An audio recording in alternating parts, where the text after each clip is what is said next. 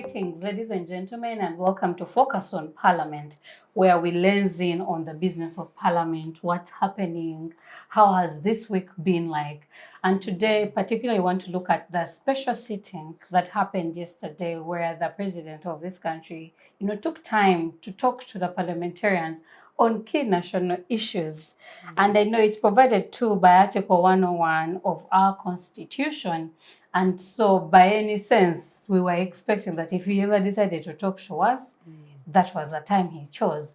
But today, to have this conversation, particularly to look at the things that he talked about, I have Dr. Muzee, Director CEPA. Welcome. Thank you. I think it's Muzee. Muzee, yes. Yes, welcome. Thank you. I bit my tongue.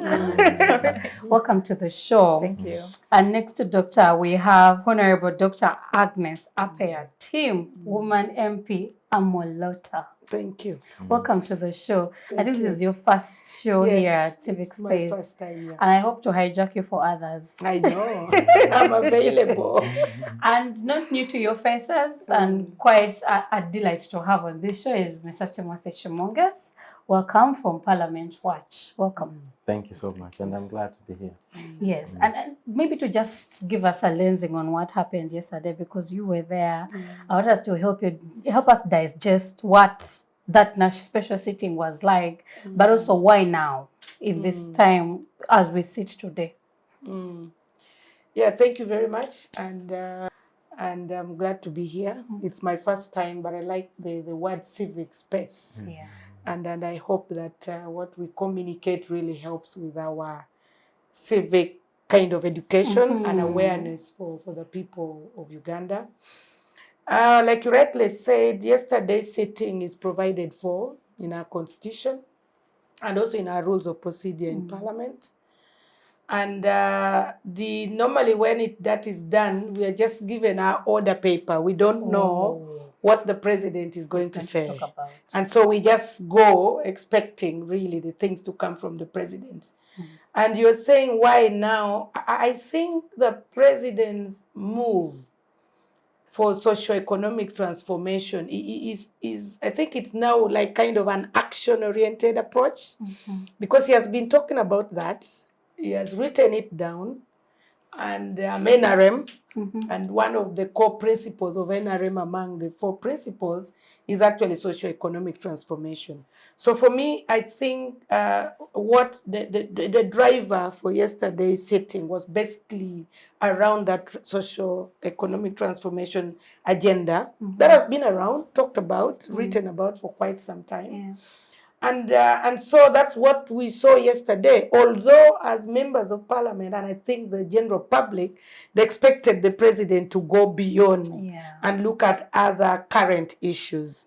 And yes, sometimes when he said issues of national importance, as a leader, we don't know what is more important to him than us, the citizens. So I think yesterday's sitting was basically kind of carved around that, around the socioeconomic transformation. And as we were sitting, I had a pen and a book, and I thought I would take some notes. And I think when I started, number 1 issue was PDM, and eventually it stopped at number 1. So it was really, really about PDM. And if you hear his tone, he was really a bit so pragmatic and giving really options, sharing some of the experiences.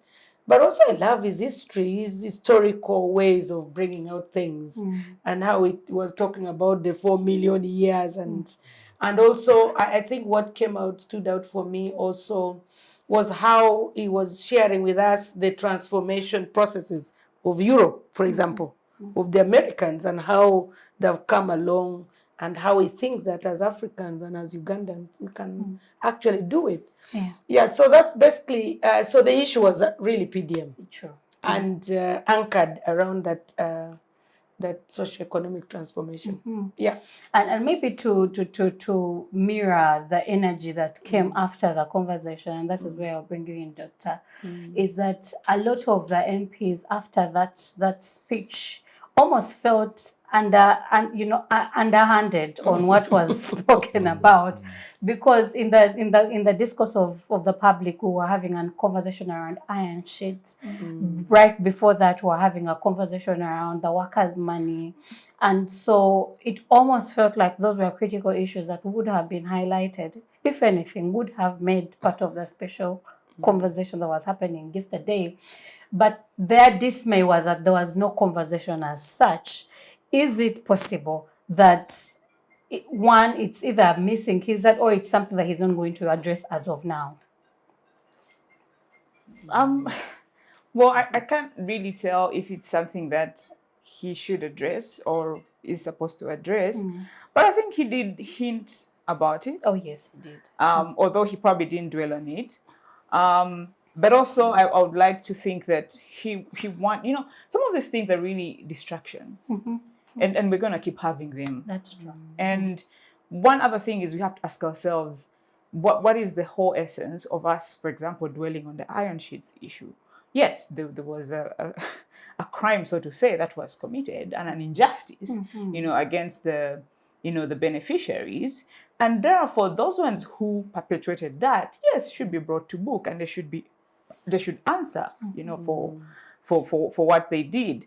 But then again, it doesn't help to dwell, on it. Yeah, I think I also liked the stance that he took when he talked about, politics and MPs, and says some of this was called the donation culture. And said, you're the ones perpetrating this donation culture. Now, we don't want to go too much into really analyzing about who is perpetrating this donation culture, but of course, in one ways it's either promoted formally and informally, through the system of patronage and clientelism that is evident in our politics. But then again, it also points to the inefficiencies and the inadequacies we have in our society, especially when it comes to civic education, because largely people do not understand what is the role of an MP? What are they supposed to do? So what is usually promoted is that, well, this MP is supposed to represent you, but then again, whenever you see me, supposed to give you money, and so whenever they're back in the constituency, they are paying. They use the word and doing those things, and they forget that their basic role, is representation, oversight, and to ensure that there are systems in place that are able to cater for some of these, everyday, problems, or for the welfare of the people. And I think his focus on that was also important, and I think at the end of the day, you see, women want to throw daggers, all over the place. Of course, when something goes wrong, it's the person at the top that is going to be blamed, for whatever is happening. There's a proverb, an African proverb, that the fish rots from the head. Yes, it rots from the head, and I think that is what he was trying to. I mean, his appearance at this point in time was to sort of create, clarity on the situation, and to try and draw people back to the agenda and what we should focus on. And I think also because there's been a lot of controversy surrounding the PDM. There has, and with criticism, left and right, about it and what is happening. And of course, there's been a lot of things that have gone wrong. Oh yeah. With the fund, and some of those things need to be addressed. But again, for me, also at the end of the day, while that criticism was clear, we still need to acknowledge the fact that we're still lacking systems that should have been able to ensure accountability. And I hear you on that, but when you have 2/3 of your ministers held up in a crisis like as such, because the Karamoja crisis continues to shadow the conversations that are happening regardless of where. And so when you have 2/3 of that, and you have MPs in the gallery screaming, iron sheets, iron sheets, it's the imagination that it has caught your attention, and it's something that should be addressed. My worry is we're going to continue to have other issues show up and then put it at the back burner, and continue to have business as usual. When you look at the pictures that are all over internet, it's the MP, the ministers in that scandal laughing it off. And so we'll continue business as usual, because at the top of this conversation, even the head is not, is not moved, so to say, in that discourse. And so that is where I found the disparity. And I don't know if you felt that way. That is where I felt that disparity. How do we marry, his reaction or his lack of action to the reality that we are sitting in as Ugandans today, to the reality of corruption becoming a norm, because that is what it feels like. But I cut you short of what you were saying. But let me bring Kimonges in, because you do the work that Parliament and every other sitting, there's been a conversation. I think the last conversation that we had was a speaker deciding to return her 500 iron sheets. And a lot of people are saying it was a preempt of the conversation that was happening. But I don't want to make this an iron sheets conversation. But with the head in such a scandal and with the realities of corruption that have continued, to mirror the walls of public service, how do we move forward, especially in the PDM, with 13 billion on the mark, and no action in the presidential communication that we had yesterday, because he said time will catch up with you. In this Uganda, we will catch up with you. So there was no real action to this is what we are going to do to get back this money and to make sure that the parish development model actually works. So thank you, Tricia, and thank you to our viewers. It's glad to be here.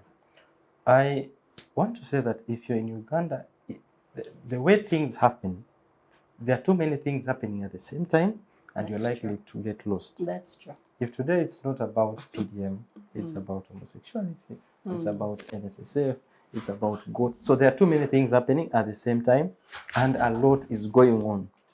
And so that's why I think sometimes as public we get lost, because before you finish this, another scam, before one. You that, so you and it fail speaks to systems. You fail to conclusively address a specific thing, and even the citizens themselves cannot hold their leaders accountable to that end. And so I think that the approach that the head of state took yesterday, for me, I think that it was good. He chose to focus on one thing, and the only demand or the only request that we would have for him is that let's have more of this, so that if we are handling one at a time, this matter should be handled conclusively, but also speaking to the systems. It's not just as the head of state that you come and then you react to a specific thing. But specifically on PDM, one of the things that seems to touch on all these items that we would want the head of state to speak about, or the things he spoke about, you notice that there is an underlying aspect of misuse of money, there is corruption, but also there is abuse of office. If it is not, whether you're looking at the GOATs at NSSF or whichever aspect that you want to look at, even PDM. I've had the chance of looking at the Auditor General's report, and this is a government entity that actually speaks out, and it shows you that in the report that was recently presented to the speaker, you note that the Auditor General notes quite a number of things in terms of irregularity, in terms of management, in terms of the circles which were not registered but ended up receiving money. There was a lot of entities that didn't receive the money that was intended. You have people forming circles for the sake of receiving the money. The Auditor General unearthed a lot of things. And so for me, even when I listen to the head of state, I genuinely think that he has the good intention and the goodwill that this will be able to address this specific thing. But there is a missing gap between what he wishes and the reality. And so for me, the head of state, because this is something that has been spoken about before. What the head of state was doing yesterday was just to add voice and to emphasize on what PDM should be doing and its role in the general society, especially the Ugandan society. And so it's the same rhetoric. And so we have to find a way of deviating from just the usual, and then get back and see how to hammer and be firm to actualize, and because the PDM, if implemented well, firmly, it will realize it's a game changer, because then you have resources moving from the central and going to to the community people. And even as we're having conversation here, even in the worst case scenario that this money was misappropriated, or the people, the beneficiary took the money and used it otherwise than it was intended, there is resources going down there, and so there is an effect that it's likely to have. And so it is ensuring that the periphery aspects to do with how to guard it, how to ensure that it works as it is intended, that we need to ensure that it's a bit firm. I hear you. And one of the things the president said was a lot of people have been asking him, oh, we should reinvent this, rethink it, take it back and have it, roll differently. And his argument is we need to see this to its conclusive end to make sure that the PDM achieved its goal. But if we've had for the past few years of his presidency, different socio-economic development agendas happen. We had Emioka happen. We had very many. A lot of the contention is we've had so many that have not had the checks and balances to help us understand how to have a better parish development model rollout. Is it possible that it's suicide in mission? Like we are hoping that there is something different going to happen at the end of this tenure, only to have another youth livelihood or another, socio-economic agenda that he has had in the past happen before our very eyes. And the argument of stopping now and re-examining is ideal because then we can then recenter this money to different alternative development agendas. Really. So, thank you very much. Like I said before, I worked before Parliament. I was the chair of the Local Government Finance Commission. And my mandate then was to advise government on alternative financing, local government financing, but also ensuring that there is equitable budget allocation, both between central government and local government. Now, you may realize that this government has been running, of course, we run on a decentralized policy. Now, we've been working at sub-county level. We have all the councillors and everything. Now, everybody, and actually the president even talked about it yesterday, that we've had so many similar programs. Now, what is different from parish development model is that government is moving a step lower and closer to the people at the parish level. Now, the rest of the programs, which even said that most of those programs were being designed from the central, they even choose they said youth livelihood. Who told them that if they gave youth that money, it would actually work? That's what is different from PDM. And I'm coming from that background where I've worked with local governments. That as a country, we've done so well in decentralization policy. Unfortunately, we've created many administrative units. We've got many more constituencies, many more parishes, many more villages. But there's that aspect of fiscal decentralization that as a country, we delayed it. And so parish development model is one of those strategies that government is strategically using to ensure that money reaches the least person in the community. You really realize that most of the programs that is being talked about, from the plan for modernization of agriculture, in the north we had NUSAV, PD, they call it what, Peace Development Program, all those was centrally planned to go and help the people. Now, what is different from parish development model is that money is going directly to the parish. Remember, as a government, we've been working at sub-county level. And now government is taking a deliberate effort to go and start providing services at the parish level. So this money is meant to leave the central government and go directly.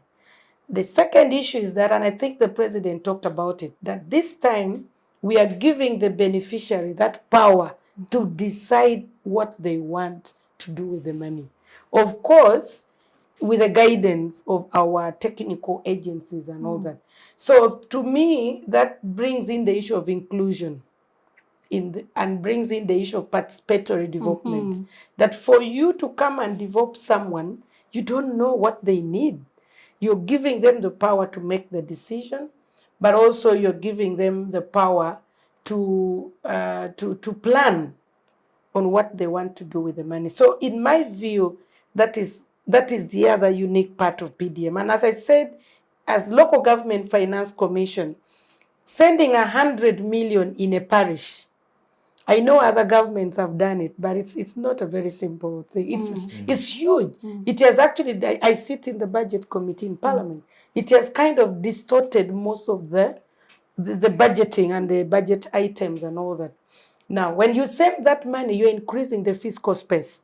And I think my colleague talked about it, that even if the community picks that money and maybe do not do whatever they were meant to do, that money will remain in the community.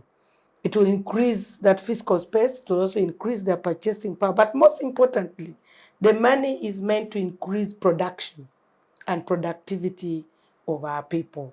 So for me, I see that the original plan was to increase that fiscal space. Now, the second issue of should we pause now and maybe rethink or redo, I think the president came out also clearly that the money is already in the parish account. If we are not ready, let's not hurry or rush to go and start distributing money. We would rather keep it there, but plan well on how this money should be used. And I thought that was very good, providing that leadership. The other third thing that a space like this will help, is that there is a miscommunication. You remember the president talking about the 1 million that it is now being talked around, even in my own parish, that you're supposed to get everybody will get 1 million. And the president clarified, said that was an example. The idea of PDM is let's have a system where our people can access financing to help them with their businesses or production processes. And as a country, one of the biggest challenges to our development is access to financing, the cost of doing business. If you go to the bank, the interest is even more than the profits that you're going to get. So the money is really meant to bridge that gap of access to capital, but also the costs of that capital, because it is meant to be given at a very limited, the limited cost. So that is the other elements, that inclusivity and all that comes along with PDM. Now, the other posing, so communication, and I like that we're discussing this in this space, that there is a lot of miscommunication. I don't know whether it is intentional, and I think the president told you how the technical people are frustrating it. The meeting is supposed to be in the parish. They call you at the sub-county level. They only call a few of their people. Others have gone ahead to create their own groups. And so that brings in the other aspect of corruption, which is a bigger shadow hovering all these well-intentioned programs. So when you hear they're not communicating well, they're beginning to be cynical in the groups.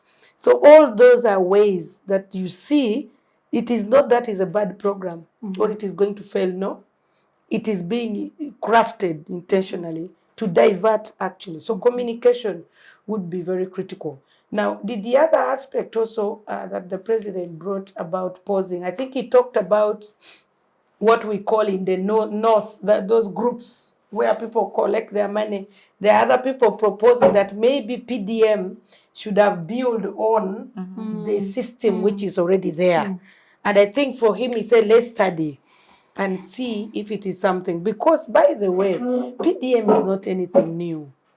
I don't know about your villages, but as a politician in my constituency, I have encouraged and trained, right now as I'm talking, I'm training 3 chair, secretary, and a treasurer for every village group on financial literacy. They already have their groups, but I'm training all of them. So PDM is not anything new. They already have their groups. They have their system of collecting back their money. They have their system of saving and also lending it out at their interest. So PDM was meant to come and enhance what is already happening. And I remember at the beginning when the concept was being developed, on my compound, my village, every Thursday, my village people come to my compound and they collect only 1,000 because that's what they can afford. And we are about 30 in the village. Now, when they collect this money, you get, of course, they get interest. Now, when you want to plow your garden, and I always give example of my neighbor who has almost 20 acres of land, but he cannot open the land because he cannot access the money. Now, this little money we save, you borrow to go and help you open your land. The idea of PDM is that these people do not have enough to save and enough to borrow. Like if I want to borrow my group money in my village to do just weed maybe my crop, I will take all the money and the rest will not have. So PDM is supposed to come and support that group, give them more access and more funds for them to continue. So it is really, like I said, I think is intentional. They're making it to sound so complicated. The villagers know what they're doing, and they've been doing it. So for me, I think the issue of communication is very critical. And what I think the president brought that I also find it now very disturbing is that our technical people have made it now an elite. It is like a bank. You have a form to fill. Now in that group of mine, nobody knows how to read and write. And when they're borrowing their money in the group, they don't need to fill a form. Everybody in the village knows many guidelines. Yes. They just go, we have our book. You go and put your thumbprint that I've taken 30,000, I'm bringing it next week. When I'm bringing it back, I'm bringing it with this interest. And they know. And remember that interest will also be shared.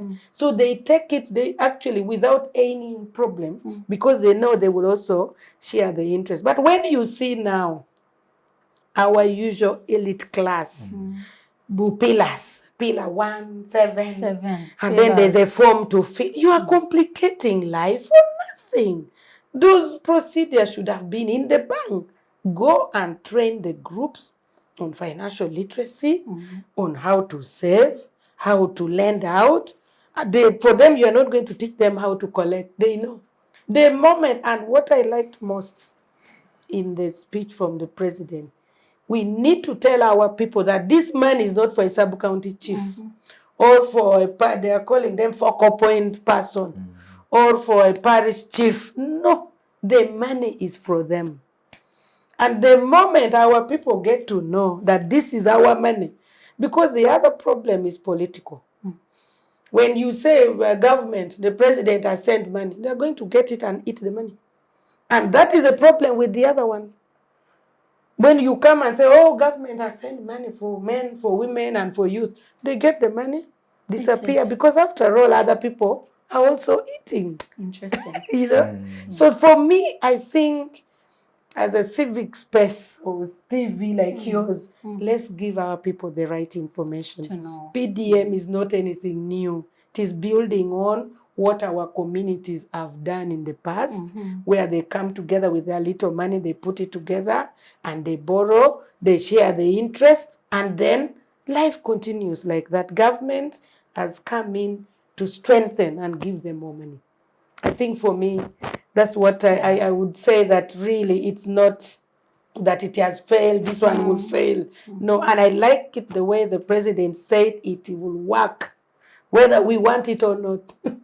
And he figured, I think the current programs are two, the Emyoga and PDM. And the other last thing that stood out really very strongly for me is rallying us the leaders to own the process and to take leadership.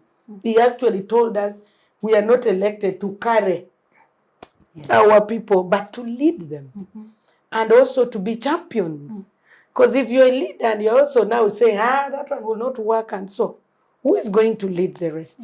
So I think that element of using leaders as champions, and I remember he was listing it, that we have the leaders, we have the religious people, we have the technical people, and he was asking a question. So who is it that is going to be a transformer?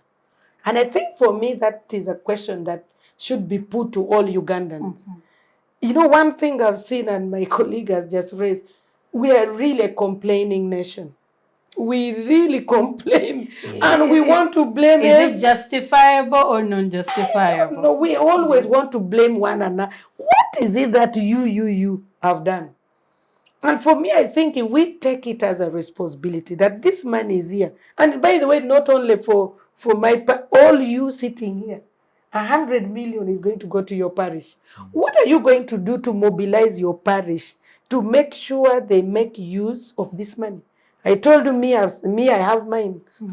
In my compound, there's my village group. In all of my district, 680 villages, I've mobilized them. I'm training them on financial literacy. And we are just waiting for the day they say, let's go to the parish and then advise them. And maybe to bring in Dr. Muzee, because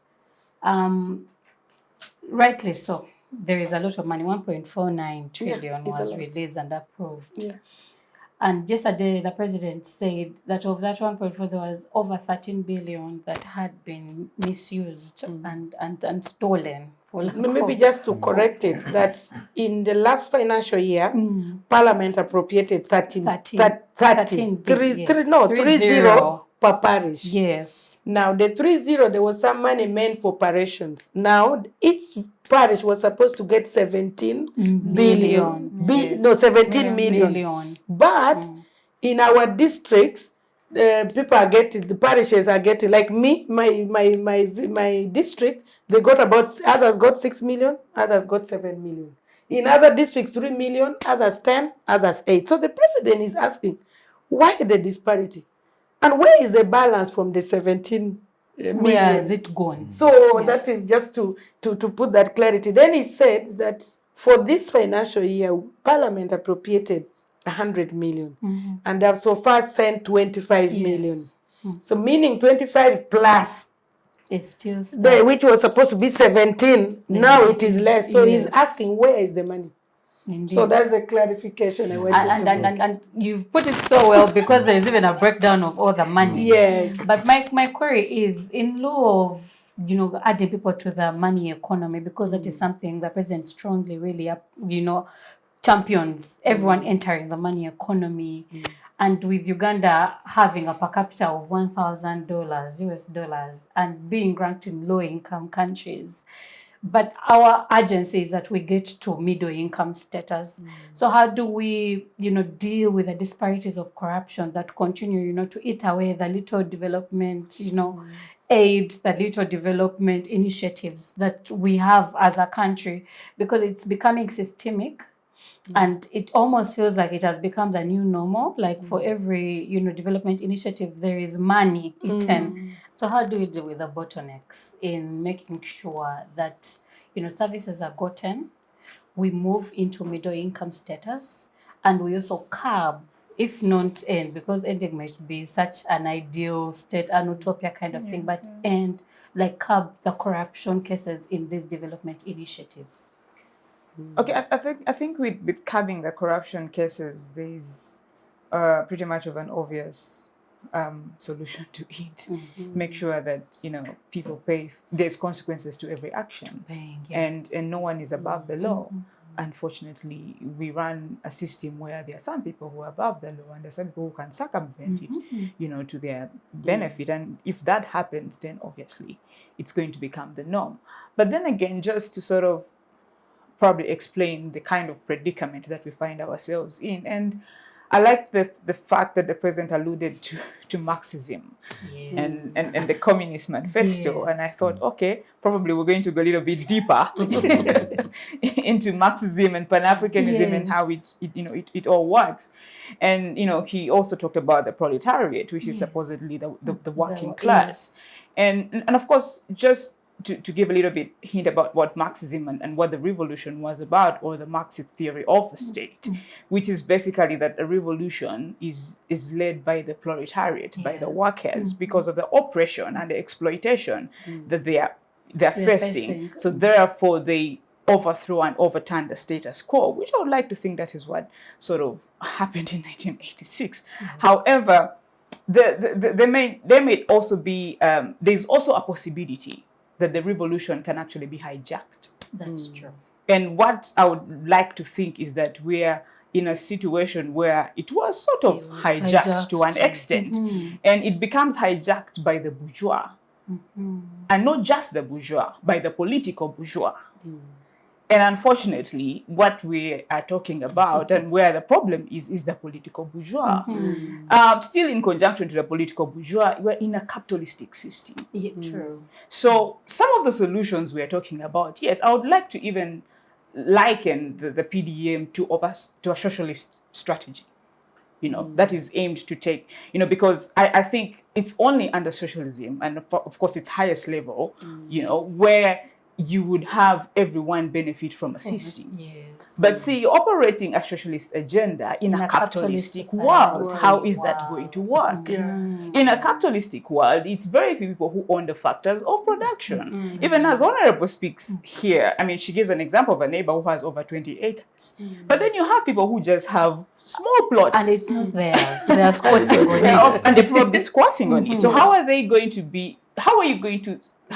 benefit at an equal level? She even mentioned the fact that if the 20-acre person comes for the 30,000 or something, that they're probably going to take everything because they would need. So then the other person is going to be left out. So you find that we are in a state of perpetual inequality, where there's always going to be classes. So to move away from a classless, society, one is the government has to think about the welfare. The welfare state needs to be restored. If we cannot provide free education for all, if we cannot provide health for all, if we have hospitals that are restricted to those who can afford, and then it's only the government hospitals which are dilapidated with poor services that are restricted to the poor, then you cannot expect to go to middle income status. The countries that we would want to emulate, the likes of Tanzania, they have a socialist background. Now, are we thinking about that?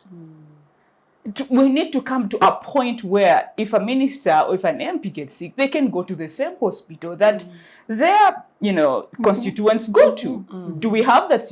Have we reached that level? If we have not reached that level, then essentially what we are talking about in a capitalistic world is a dream. And what I'm referring to is that, yes, some people might think it's utopia, but it can actually happen. It just takes commitment and deliberate action to ensure that, one, when we talk about patriotism, how many people, when we talk about corruption, I know there's a point here alluded to. There's a patriotism that is different from the one that you're talking about. There's probably that, but there's a time where the IGG needed, members of, high level, government officials to declare their wealth and things like that. And so the president thought it was more like a witch hunt, and so that no, don't scare them too much, because then they'll take the money out of the country, but would like them to steal it and still invest it here. Invest it here. See, that is condoning it to an extent. You are saying, yes, it's okay, you can steal, but use it here. But use it here. Then how are we going to eradicate corruption if there are certain, pockets of it that are acceptable and some are not acceptable, and there are those who are accepted. Even when we look at those who have been, who have suffered the consequences, those who have been imprisoned, it's not high level people. It's the underdogs. It's the small fish that get caught up in this and used as an example. But still people know. You see, here's the thing. Sometimes we do all these things, or government does all these things, and then we imagine that people are not watching you. And they're not seeing what is going wrong. Like Honourable said, people know, they know how things are supposed to, they know how the system is supposed to work. So they know, okay, but then this person was caught. How comes? And he was implicated, and there was evidence.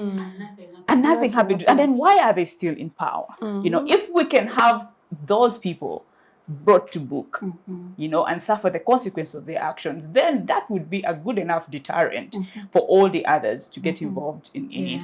But then again, it goes back to the same thing. We can talk about it, but if we don't have systems in place, we have laws in place, but if they are not implemented to the latter, then it just becomes talk and it's conversation at tea time, and it goes on and it goes on. I wanted to add something. I think where the country has reached is really beyond systems or laws or policies. What I think would it's work? now values and that personal conviction.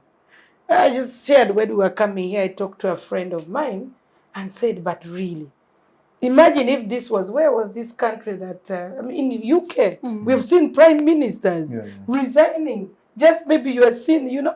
For me, I think it's now beyond these things of systems, and we have them.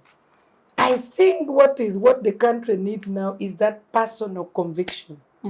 I'm telling you, where is this this same OPM has the other guy was called who? The Kazinda. Yeah. He's still in prison. There are so many scandals that have gone through the OPM Somebody is in prison and so many have been arrested, but they still steal. So for me, I think it's really, I don't know how we are going to reach there, like doctors just said. Yes, it's really a personal kind of, because, for example, if it were me, I would have resigned by now and go home and wait for the and then now wait for the investigation and even maybe going to prison.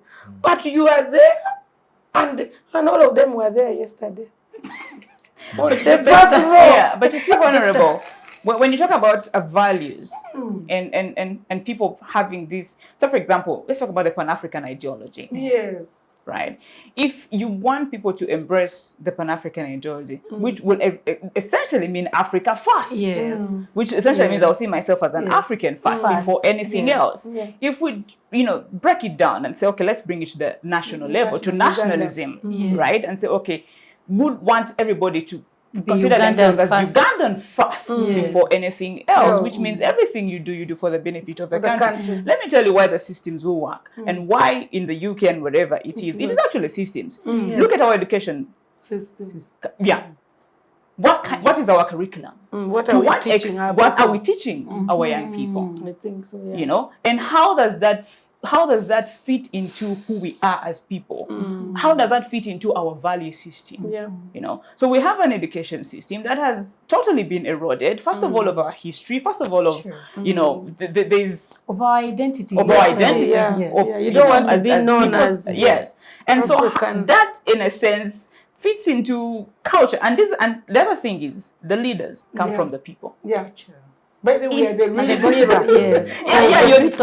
You're the mirror of society. So when we blame the leaders, I also argue, first look at yourself, like you said. Because if we have a society which, thinks corruption is we also bribe them.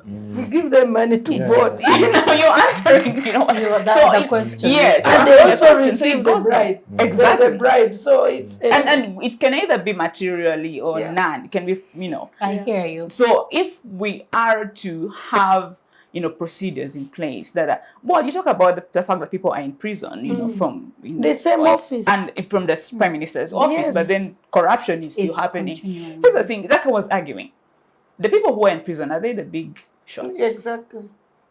No, the Honourable put it well. They were seated on front row. And now, yesterday they were on the front row, and then we said, and there's nothing wrong. Maybe it also, what also stood out for me, and it really, I felt a certain way because it sounded so wrong for the Kasaka primary school where the truck ran into, the Sinok truck ran into the school, and the president is like, oh, I'm going to direct my office to give them 5 million for the people that lost their families and 1 million for the people that have medical health bills, and then maybe also the Attorney General follows up on the compensation. And the problem with that narrative was, wait a minute, they would never have needed a handout if systems were actually working.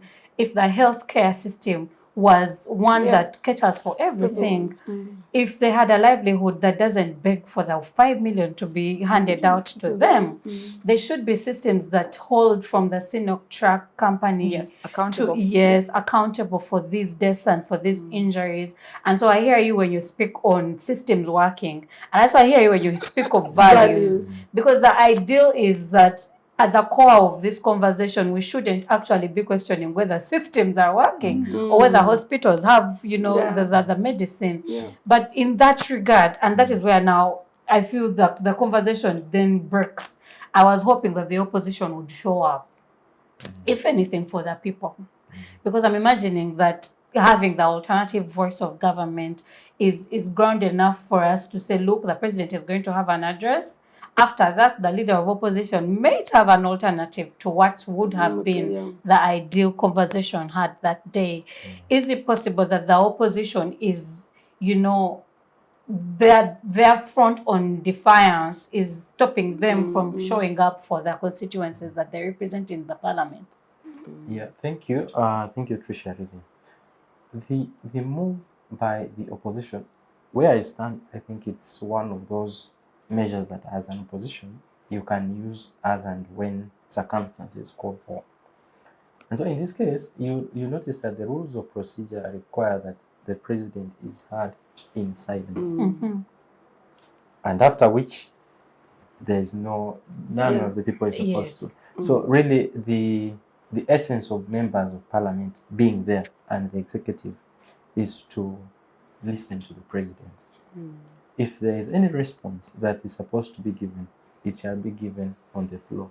After Parliament, after this session. On another date when you are located. And so the opposition, the move, I think that it's just fair to look at the grounds in which the opposition are the reasons behind they are not going there. And they raise issues to do with the aspects to do with human rights, the aspects to do with parliament already has premises, and they have the capacity to hold this within the premises. Why would we go? Do they? And really?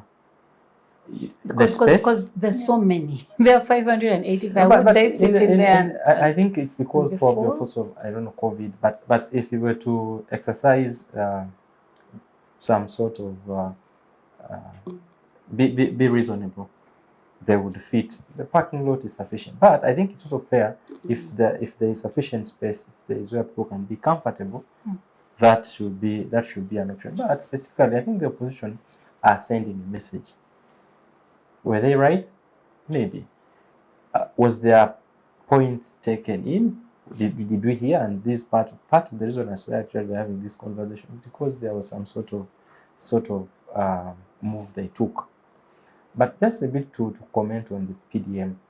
The PDM specifically, if you look at it, it has 7 pillars. Yes, it does. My fear is that it seems to be the conversation close to 99.9% of it is about the money. It's about the money, true. About the money of this amount. No one has talked about manufacturing, processing. And nobody is even talking about taking what the communities are going to produce. That's a very valid. Actually, this is a very there's valid. Even no infrastructure in place to uptake the production. What 100 million, which has never been there, is going to produce in my parish. There's no infrastructure to uptake that. So you find there's some sort of a calamity in a meeting. The aspects there's mindset change, for which we have a budget for mindset change. Something I think that is also partly speaks to the aspect of values for which Honourable here cherishes. But our expectations really is that even as we build the systems, even as we have our civil servants in place, they cherish those values. But it's very hard to land, especially you can't put a hand on values because sometimes at the discretion of the individual to step aside. And I think that familiarity breeds contempt. True. If today you steal a goat and you realize that there's nothing wrong, tomorrow you're likely to go with the cow, and the following you will just go with the whole coffin. And so you build muscle. You build the muscle. You see, and I think it's the same thing with our children. Today you beat a bit, you cane. Tomorrow you do this. They become familiar with the cane, so it's okay. But so the thing is really to have a very firm position in terms of corruption. Because it's a big challenge. It's an underlying problem on all these things we are speaking, including the MPs. You find that their transition to the House is through the handouts here and there, which also partly compromises the voters, but also the voters themselves are corrupt. So it's a like whole you said, cycle. it's a mirror. It's a mirror. Everything, yeah. And so for me, the opposition, I would be very glad for them to be there. But if they have concerns which they are raising, they have different avenues in which they can raise and send a message. And specifically, for them pulling out from, you've seen them in sometimes moving out of the house. I know that the house even will still continue, but sometimes I think it's for the message, it's for the conversations that we will move out. Okay, the house will continue even if we say that we will be out for 2 weeks, but the indirect benefits or indirect sort of interest that comes after is that you'll probably also build the conversation. You'll get a bit of attention on the specific issues, and so it's just one of those avenues, because the opposition, you see, the NRM MPs are the majority, and so sometimes you find that if they want to go, if they are interested in pulling the numbers, definitely they will. But also the opposition, they have the avenues in which they can engage their fellow colleagues in, and specifically even on the numbers thing. You find that in the lifetime of Parliament, you find that it's less than 10 times that aspect of numbers is really needed. In many, that's when probably there are specific interests. Maybe the executive is specific, maybe the leadership of the house is interested in specific. So that's when you will have to garner the numbers. But in many times, either you're considering a report on agriculture, for which maybe you will need a specific recommendation to be included. And so you just convince your colleagues. Whether they are considering a specific thing, and so it's in engagement, there's a bill. So there are those times when it's reason that prevails, but just in those few times where the muscle would really be required. I think maybe just a small comment on the opposition kind of politics we have in this country is that our political dispensation, in my view, and our democratic processes, I think is evolving. True. It's my first time in Parliament, but what I read there is that, there are those particular positions where they all come together. That they all come together and really, say no.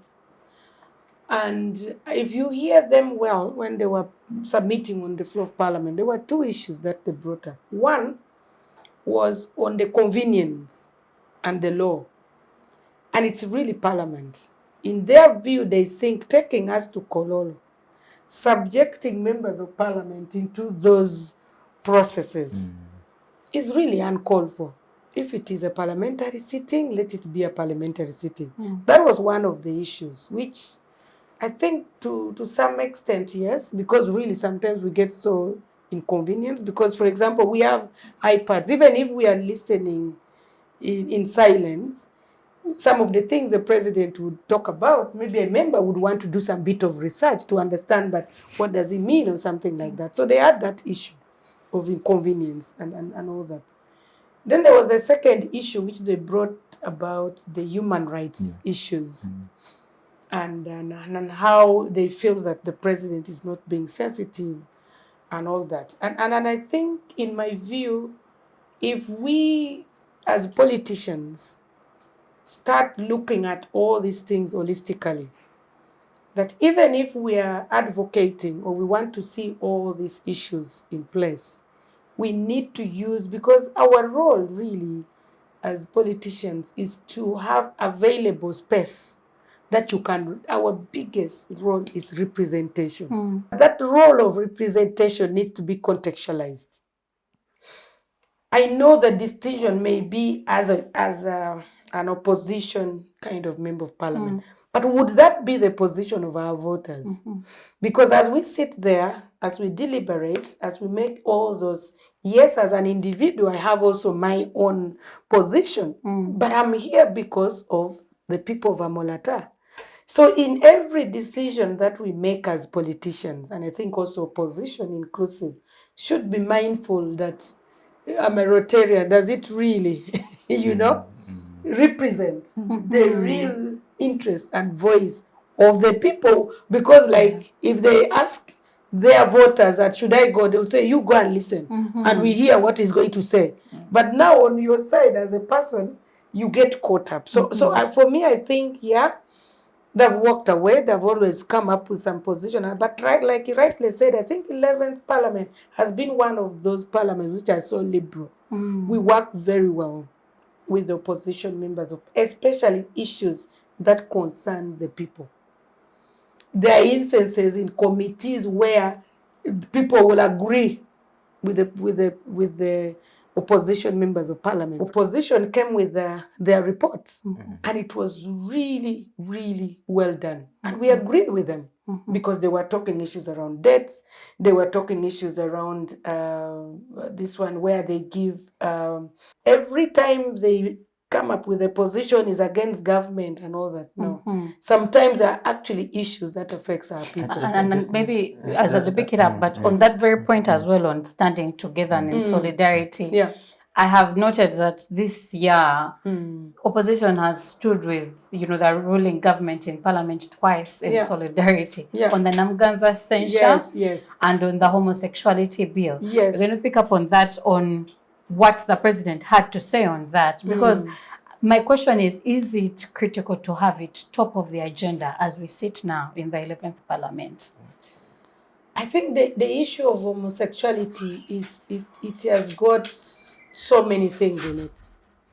Of course, the proposers, the proponents bring the human rights, which is okay, but there are those things of values of what our society is about and our culture is about. So it is not about being, is it the only thing to say now? The issue is it is an issue in our communities. And as I said, we are representatives of our people. If it is an issue that our people say no, then as parliament, we are going to prioritize it. And remember, we told ourselves that we want 11th parliament to be people's parliament. We are not going to discuss anybody's issue. Actually, the issue of homosexuality has been around, but at this time, it has come because it's becoming a little bit too much in the community. So to me, I think the issue of homosexuality is not about now or yesterday or what, no. I think it is about what do our people want, or what do they say, or how do they want to be protected, and some of those issues. So you're going to see, like he rightly said, there are so many other things that are going to come. And the issue of homosexuality shouldn't be that we are leaving other issues and focusing, no. Because as parliament, every session, government comes up with order of business. And then as representatives, we also pick issues from our constituencies and bring to also inform or enrich our kind of work schedule or our order of business and all that. So I think, yes, it's going to be a big issue at the moment. And I think given that the president, the talk yesterday, he also, I think, emphasized on that as we talk about development, we should also be mindful about who we are, our identity. And he was very clear on that. So some of those values, the cultures, vis-a-vis the economy and all that, they really go in tandem, especially when it comes to legislation. And that is why you're seeing all these things. My colleague was saying there are so many things coming at the same time. But that is what the country is about. The issue of economy is there and all these other issues coming up. Yeah. Timothy, you were saying? No, I think when Honourable was mentioning on the opposition, and representation is at the core, at least of member of that's at the core. That's who we are. But I think, Honourable, there's been an alternative thought as to whether a member of parliament is just a representative or is a delegate. Because a delegate is a person, if you told him to go and say yes, it should be yes. There is no leverage of being yes or no. Oh no. But a representative he has the leverage of listening to your view, but also exercising reason. That you have, and these are what I just keep saying every time. Our parliament is largely comprised of people who are educated. True. You have close highly to educated. actually, I was saying that you have 37.7 of them at least having a bachelor's degree. 36.3 have at least a postgraduate degree. And then you have the honourables here, those with the doctors. 3.7%. How many? 3.7. Oh, really? 3.7. I didn't know that. And then those who have A level and equivalent, they are at 6% or thereabout. It's a few So little these number. are people who are educated, Yeah. and it's where people have been pushing. At least we have, other than just having the senior 6 qualification, members of parliament should be at least should embrace education and go a higher level. And so I just needed to hear from Honourable. Is it that you have to be purely a representative, or you're a delegate? I think it's both. There are instances where you have to listen to your people. But there are also instances, like you rightly said, that you've got to analyze the situation and make that informed decision of a delegate, right? I think those are the two issues that you are bringing out. So I think it's not really like it's a flexible kind of situation, but the issue of delegate or delegation has often gone a wrong way with the people who send us. For example, when there's always a vote, I think the last 10th parliament was about the age limit thing. Now your people are telling you we don't want. Then for you come and say no. Those people said yes. It's a whole, different. But we saw the results of that. Exactly. So that is why, as a political leader, you have to be very sensitive. You have to be very analytical to weigh in the situation. That in this instance, is it about the representation, or should I use my delegated power? The delegated kind of position to submit on these particular issues. But what is common, and which is really kind of a common phenomenon, is that whatever you're saying or doing there, you should be mindful of who you are and who you represent. The moment you get out of that, that's where you see sometimes really making some decisions and all that may not go the right way for the people. So I think it's either. It's either way. Yeah. As we wind down this conversation, I think the key issue the president raised is that he's going to have an investigation happen and inquire with medical professors on what heterosexuality and homosexuality entails. But my caution there is Uganda is a secular country, and I really respect our culture and our values. Please don't misquote me. But our constitution rightly says that Uganda is a secular country. And so constantly when this conversation shows up, it's quite the glorification in the communities of hate, misinformation. There's a lot of misinformation happening. How do we, especially for the legislators, have a seasoned conversation on it with facts to follow, so that we do not create sensation within the country or within the communities that they live in? And I think that's something you need to help you with there. No, I think you're basically speaking towards evidence-based, decision making, or evidence-based deliberation on the floor of parliament, and yes, that is essentially what should happen, and I think that would also be why, the rush to try and have the bill passed and all those things. And I think that's where also the president drew caution on. Wait, before you rush to pass this, have you considered, or do you have a 360 view of this situation? Do you understand it? Of course the question of is it someone's nature, or are they nurtured into that? And cases of sexuality, which I'm not necessarily an expert on it. There are some that could be nature, and sometimes people could be nurtured into it. But then the question of nurture also brings in the aspects of human rights. People's rights to choose, people's rights to express themselves in ways that they feel they should express themselves, for as long as they're not causing harm, to another person. Those are aspects I think that also need to be, considered and included in the deliberation, of the bill, or in the deliberation about the issue of, homosexuality. And also history is very important. We like throwing around our culture, our traditions.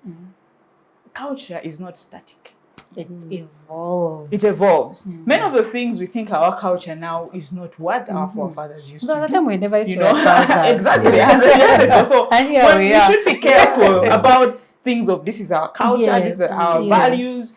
Some of these things have been acquired over time, right? However, we have to be conscious about social justice. We have to be conscious that while these things are acquired, the fabric of society is maintained, and the fabric of society is Ubuntu.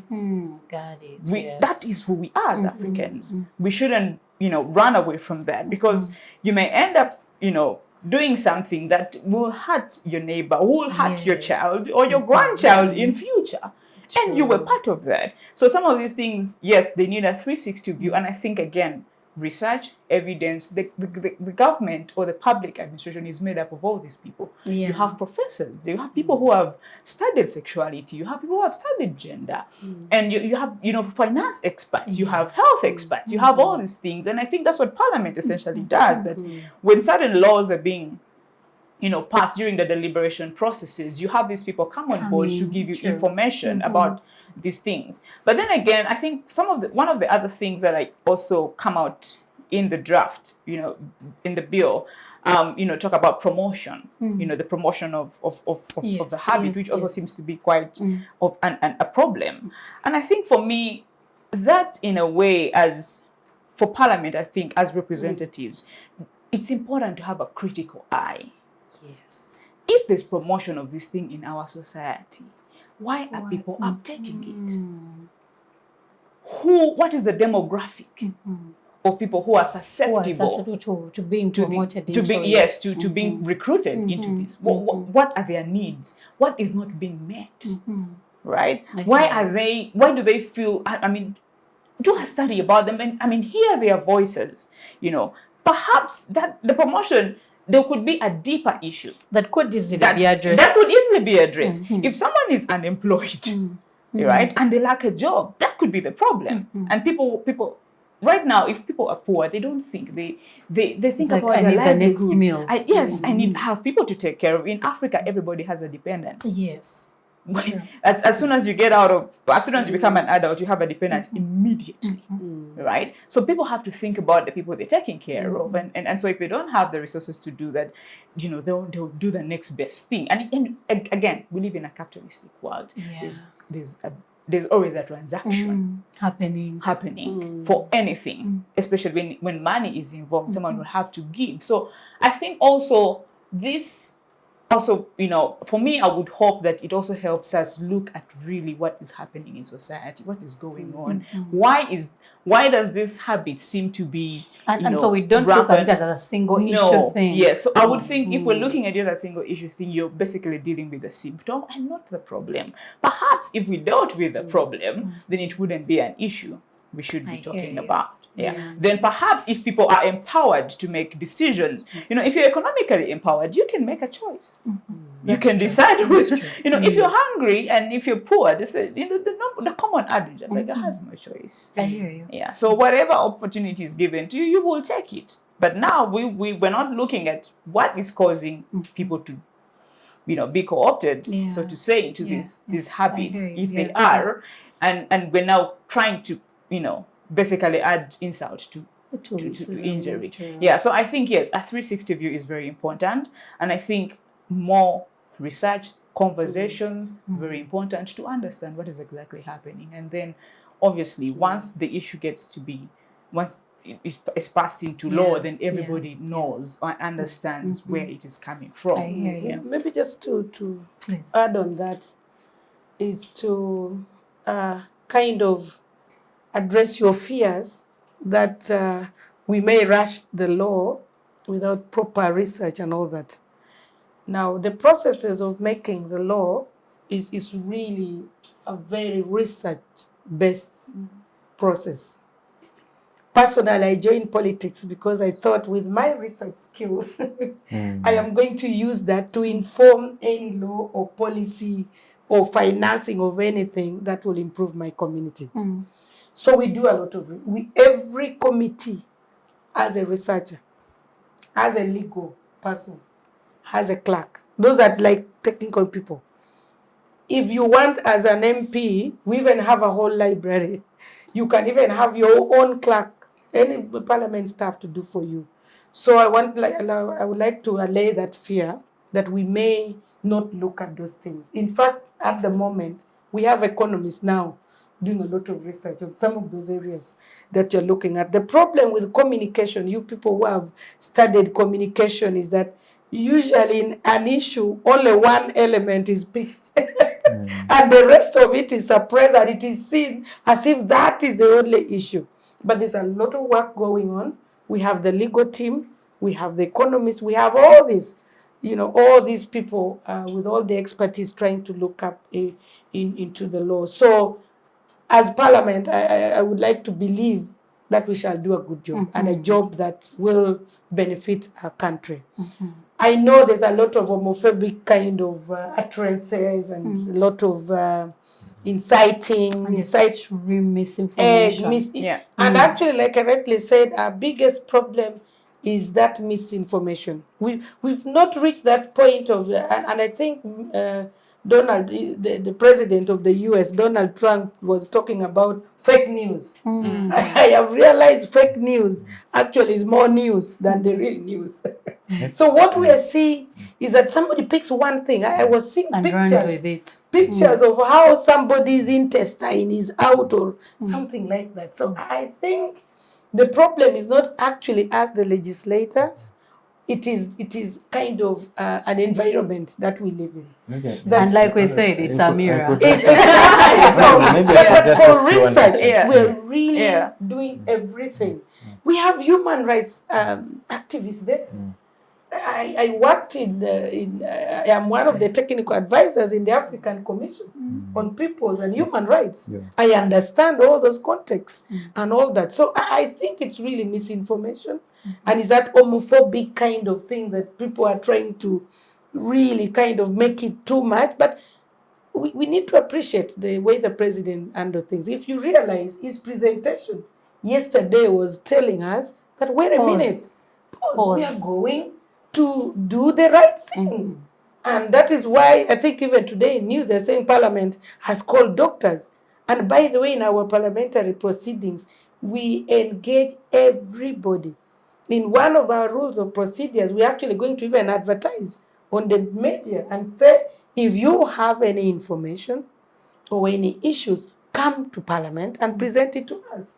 And some of those things actually forms part of the processes of legislation. So I really want to believe that we shall do the right thing. Actually, I agree with what Honourable is saying. Absolutely, Parliament, especially for the 11th Parliament, they've chosen to go evidence-based decision. However, I have a question to Honourable. There's a growing I don't know how I can call it. There's something that is happening in Parliament. I've been at Parliament for now some time, where the presiding officers have specific interests in specific bills, not just whatever bills which are there at Parliament. And what sometimes washes down the evidence, the consultation, and all these effort that we put in terms, also resources, is. So the question that I'm asking, especially maybe this one on homosexuality, I don't take any sides, but just to ask Honourable, how objective do you think you can handle some of these bills to the extent that you have, say, the presiding officer already has made a position and says, we are going to put there a book, and each shall register where we shall see who is the homo, who is. So, and it's not just for this specific bill. There is a growing interest in which the presiding officers are investing. There seems to be the habitat. A root of this is it. And maybe also to add on what Kimonges is saying is, before this bill came to the floor of Parliament, there was a position the Deputy Speaker had when he did a conference out of the country. And, you know, the ululation within Parliament was, oh, thank you, Mr. Deputy Speaker, for showing up for us and upholding our culture. And come back home, and then that is when we start to have this conversation urgently happen. And so all this misinformation and the cases started to show up. There were some allegations that weren't actually right for a couple, that the lady was accusing the husband of molesting the children and you know, homosexually having sexual intentions with their son. And so there is this boom happening, head teachers with children. And to be honest, the conversation on pedophilia, sex, and all this happening would have been ideal to have without the cloud of homosexuality taking over.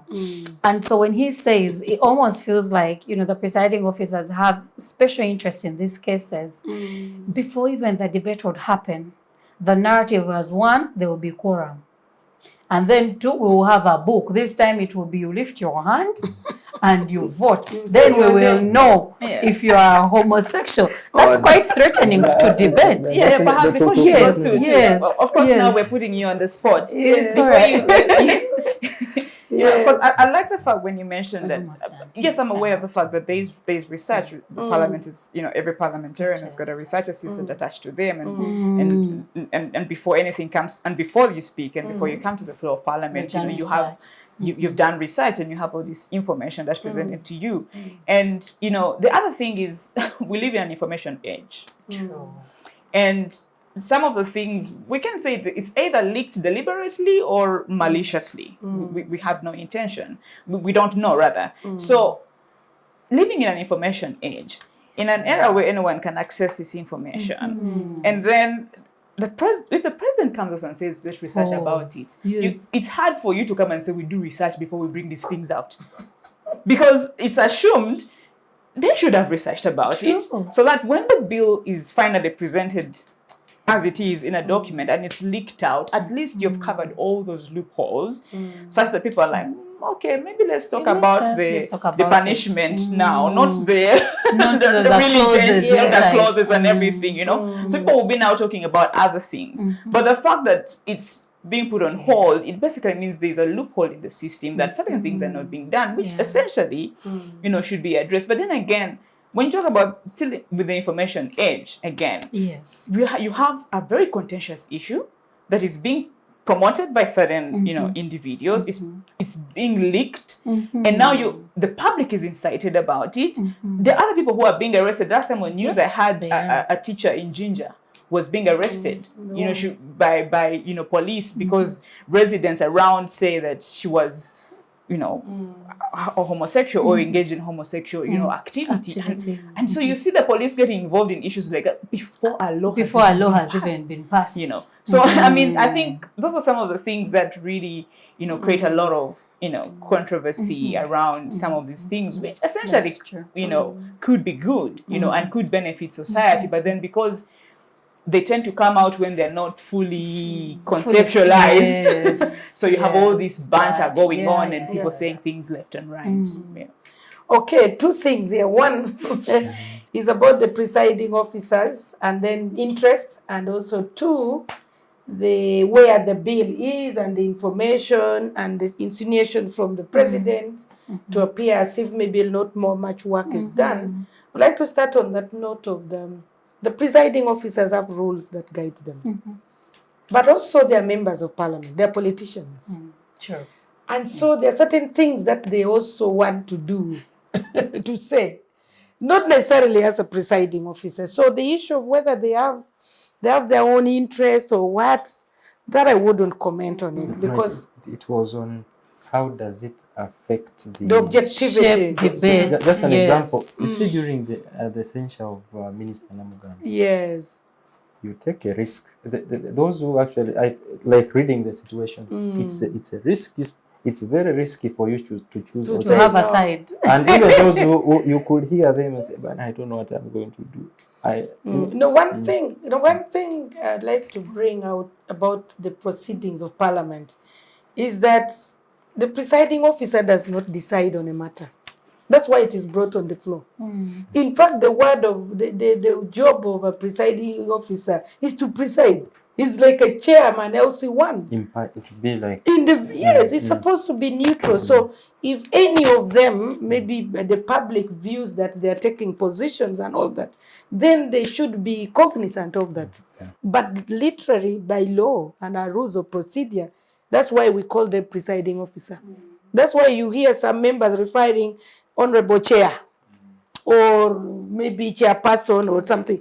Madam, you are just a presiding officer and the chair. So the public, we shouldn't be having that worry that maybe they can take a position based on their own interests. If they do that, then they would be doing out of their own interest, not the law. That is why every matter is brought on the floor. And the members are given the opportunity to engage and to submit. And it is based on that submission that then the presiding officer will pose a question. And in most cases, others actually say no. Depending on how the presiding officer has had your no or yes, that's when that particular issue carries the day. So I think on issue of objectivity and conflict of interest or personal interest, for me, I would think that, yeah, that would be a perception. But by our rules and our laws, a presiding officer is supposed to be neutral. It is the debate that shapes the particular issue to carry the day.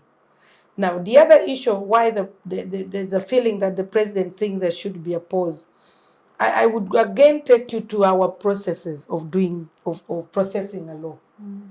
The fact that you have the document that is there, we've done the second reading, right? I've not been around. It's still at the first. We always have the first. First of all, you propose.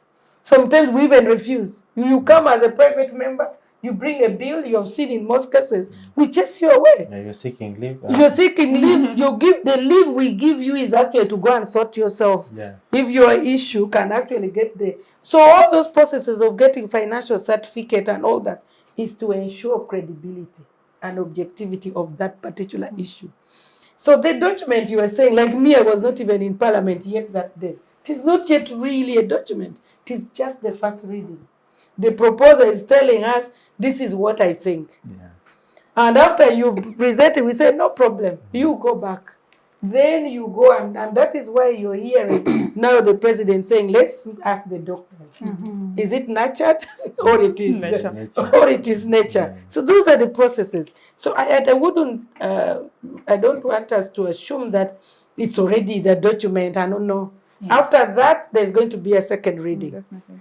Do you know after the second reading, there's what we call the whole house. Then we go one clause by clause. And in most cases, you'll be surprised that you can come with 100 clauses and you go back with only 10 to 40 or 50. It is not always a guarantee that whatever you're going to bring will be approved like that. So Parliament, the process of making a law is a process. And for me, I want to still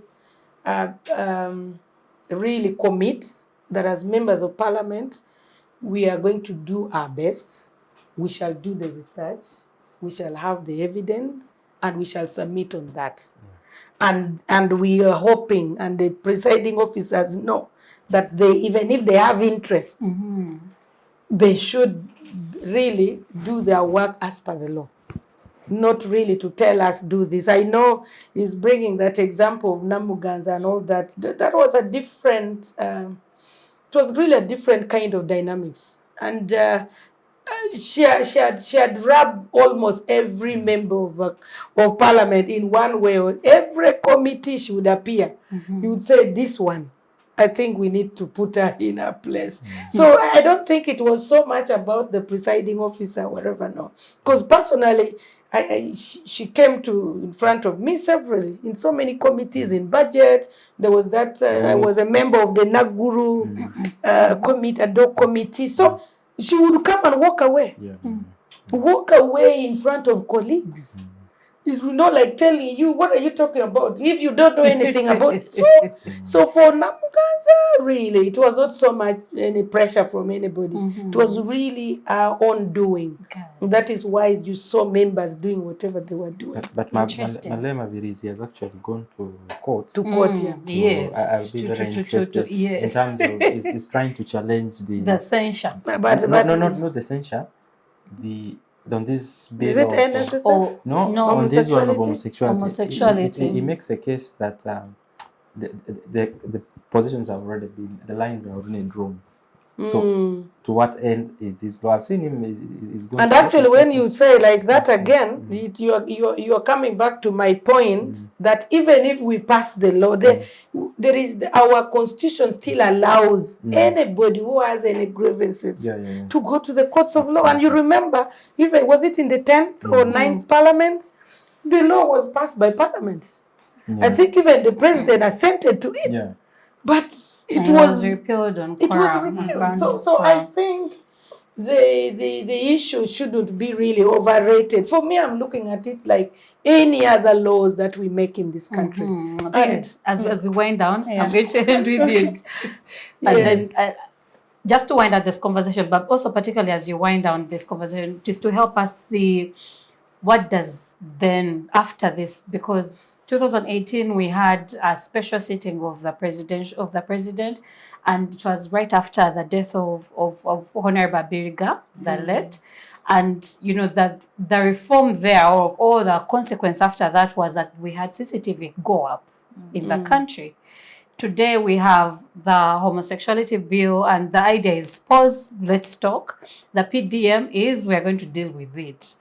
Do you think that going forward we'll have tangible conversation, tangible research happen? But then also, do you think that the PDM will have a resurrection moment in the near future as we wind the conversation? I just wanted to piggyback on something that Honourable was saying, you know, especially about the fact that it's not just the only law that Parliament deals with. There are many other laws that you know Parliament deals with, and of course it also begs the question: is it the most important? Is it the most important that we should handle at this point in time? Why is it top of the agenda? Yes, why not? But why not? The agenda, but why not? It should also be like any other laws. No. I think Honourable. I think when we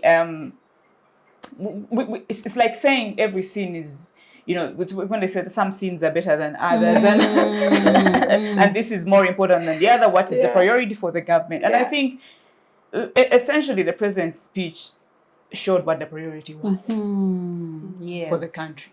Yes. Right.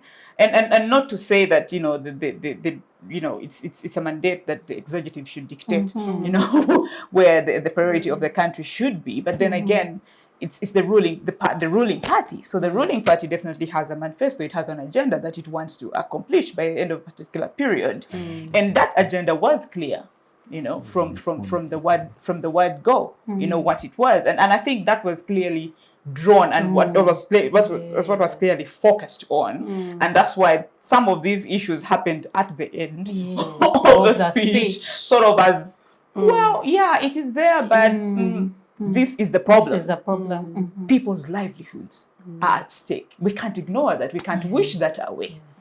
The welfare state is literally non-existent. We can't wish that away. You know, health is at stake. We can't wish that away. Education, some people can hardly afford, you know, to even, you know, educate them. We can't wish that away. The level of unemployment, we can't wish that away. You know, we have issues of, you know,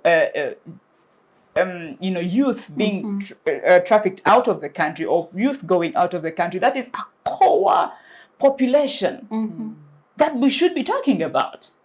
It is going to benefit, you know, or to grow other, you know, places. And then what about us? How do we benefit from that human resource, from that resource that is going? I'm not saying it is not important. It is, but how do we ensure that everyone is comfortable, especially our priority, livelihood-wise. And again, we may actually find out that if we handle the root cause of the problem, some of these things will actually deal themselves away. Yes.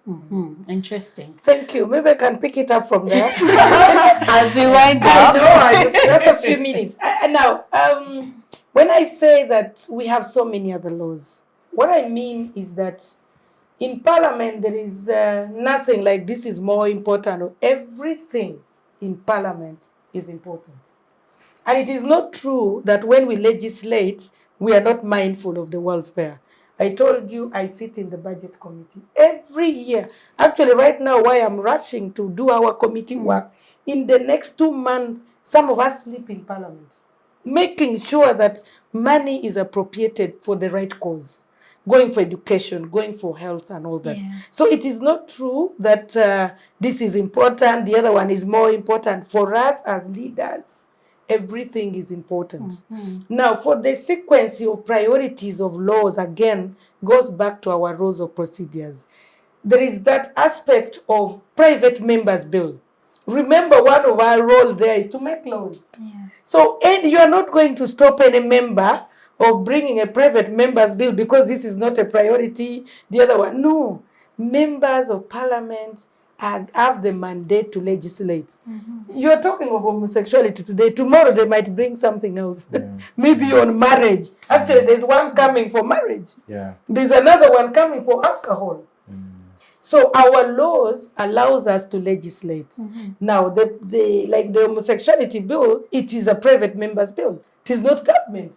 Maybe if it was government, you would have thought, oh, maybe government needed to prioritize. No. So the issue of laws for us is not about which one is more important, which one is what, no. For us, it's how do we legislate for the development of our country? And how do we make sure that we appropriate money to address our needs?